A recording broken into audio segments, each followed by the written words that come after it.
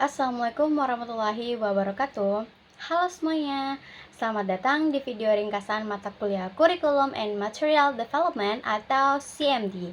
Jadi di video ini kita akan bersama-sama mengulas kembali poin-poin penting yang telah kita pelajari selama perkuliahan, mulai dari konsep dasar pengembangan kurikulum, prinsip-prinsip penyusunan bahan ajar, hingga penerapan kurikulum merdeka di satuan pendidikan. Yuk kita mulai. Kurikulum adalah seperangkat rencana dan pengaturan yang mencakup tujuan, isi, bahan ajar, serta metode pembelajaran yang disusun untuk mencapai tujuan pendidikan tertentu.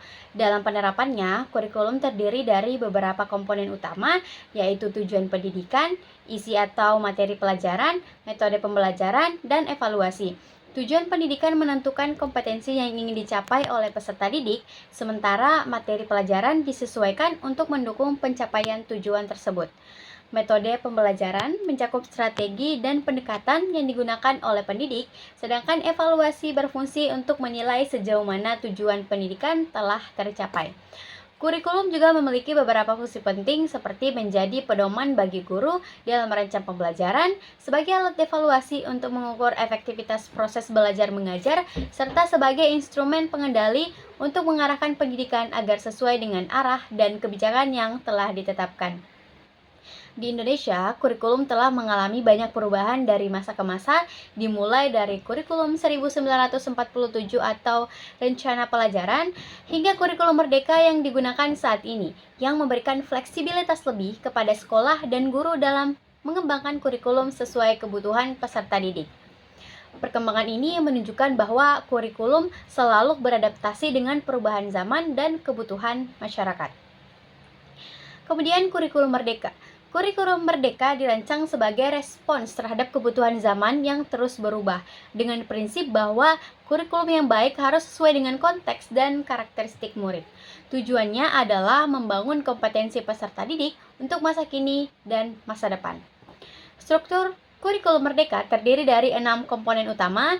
Pertama, program intrakurikuler yang mencakup mata pelajaran inti dan muatan lokal dirancang agar pembelajaran bermakna, menarik, dan relevan dengan kehidupan nyata. Kedua, program ekstrakurikuler tetap diselenggarakan dan dikembangkan sesuai dengan kapasitas sekolah serta minat murid.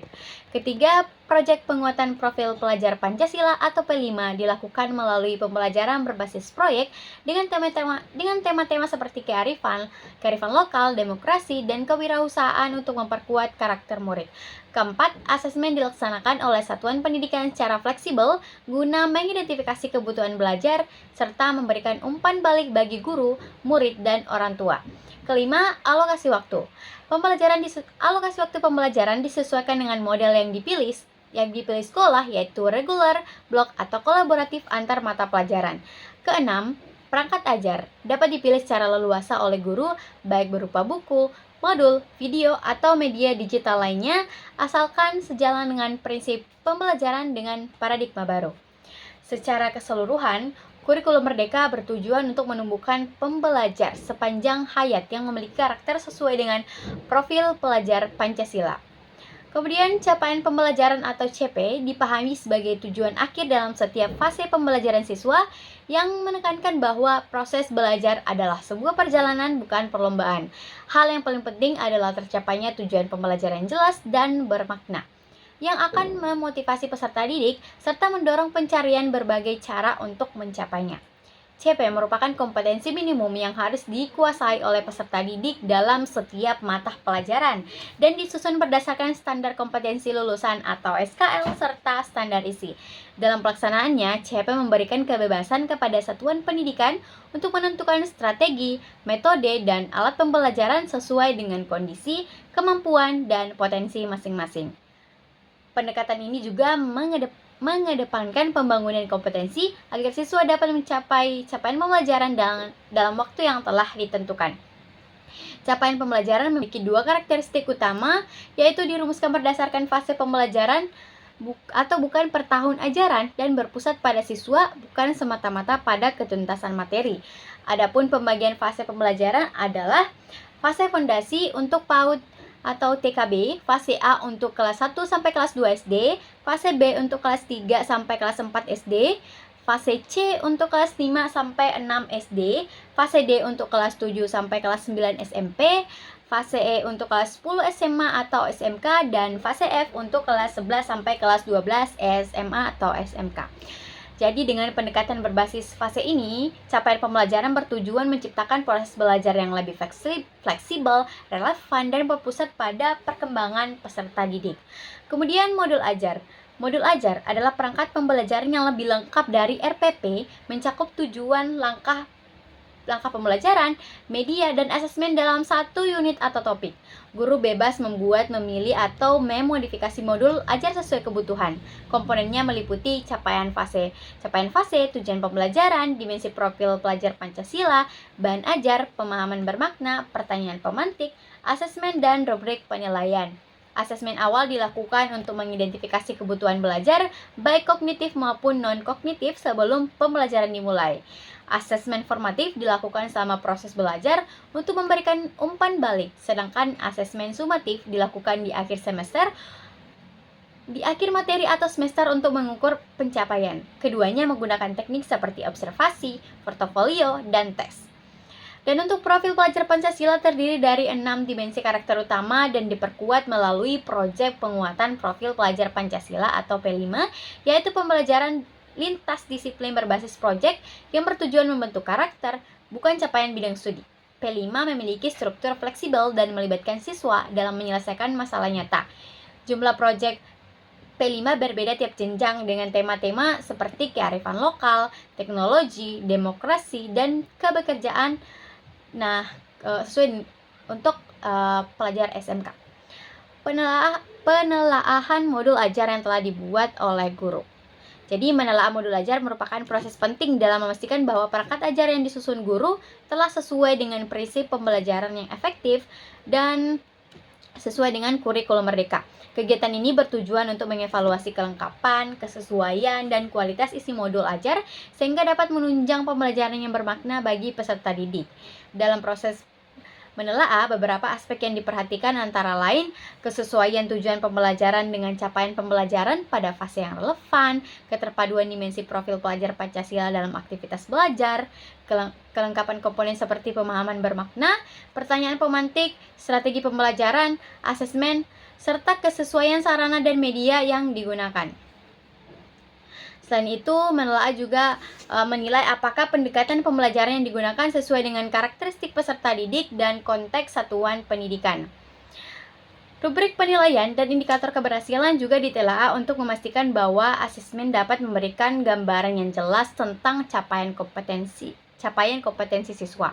Hasil penelaahan ini kemudian dapat digunakan untuk memberikan umpan balik konstruktif kepada guru, baik dalam bentuk revisi maupun penguatan terhadap aspek-aspek yang sudah baik. Dengan menelaah modul ajar secara cermat, satuan pendidikan dapat memastikan bahwa proses pembelajaran berjalan sesuai arah kebijakan kurikulum dan berorientasi pada perkembangan kompetensi serta karakter peserta didik. Kemudian membuat modul ajar kurikulum merdeka dan bahan ajar.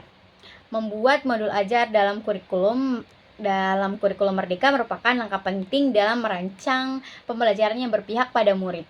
Modul ajar adalah perangkat ajar yang membuat rencana pelaksanaan pembelajaran secara lengkap untuk satu unit atau topik, mencakup tujuan pembelajaran, langkah-langkah kegiatan, asesmen, dan bahan ajar yang digunakan. Tidak seperti RPP konvensional yang cenderung lebih singkat, modul ajar bersifat lebih mendalam dan fleksibel serta disusun dengan mempertimbangkan karakteristik murid dan konteks lingkungan belajar.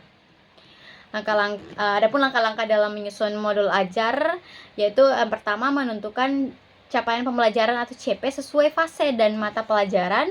Kemudian kedua, merumuskan tujuan pembelajaran yang terukur dan selaras dengan CP. Kemudian ketiga, menentukan materi inti dan pemahaman bermakna yang ingin dicapai siswa. Kemudian keempat, merancang kegiatan pembelajaran yang aktif, partisipatif, dan kontekstual dilengkapi dengan pertanyaan pemantik untuk menstimulasi pemikiran kritis. Yang kelima, menyiapkan asesmen formatif dan sumatif lengkap dengan indikator keberhasilan dan rubrik penilaian. Kemudian keenam, mengintegrasikan dimensi profil pelajar Pancasila dalam aktivitas pembelajaran. Yang ketujuh, menyiapkan bahan ajar yang relevan baik berupa teks, gambar, video, modul digital maupun media lainnya. Nah, jadi bahan ajar ini merupakan semua sumber belajar yang digunakan untuk mendukung proses pembelajaran. Bahan ini dapat berupa buku teks, modul ajar cetak atau digital, lembar kerja siswa atau LKS, video pembelajaran, media interaktif, maupun alat peraga yang mendukung pemahaman konsep. Dalam kurikulum Merdeka, guru diberikan keleluasaan untuk memilih atau mengembangkan bahan ajar sendiri sesuai dengan kebutuhan dan karakter peserta didik, asalkan tetap mengacu pada prinsip pembelajaran yang berpihak pada murid dan berorientasi pada penguatan kompetensi serta karakter. Dengan menyusun modul ajar yang baik dan didukung bahan ajaran tepat, proses pembelajaran menjadi lebih terarah, menyenangkan dan bermakna bagi siswa, serta membantu mereka berkembang sebagai pelajar sepanjang hayat sesuai profil pelajar Pancasila. Baik, terima kasih telah menyimak video ringkasan mata kuliah Curriculum and Material Development atau CMD. Semoga rangkuman ini dapat membantu memperkuat pemahaman teman-teman tentang pentingnya pengembangan kurikulum dan penyusunan bahan ajar yang berpihak pada peserta didik. Wassalamualaikum warahmatullahi wabarakatuh. Salam pendidikan.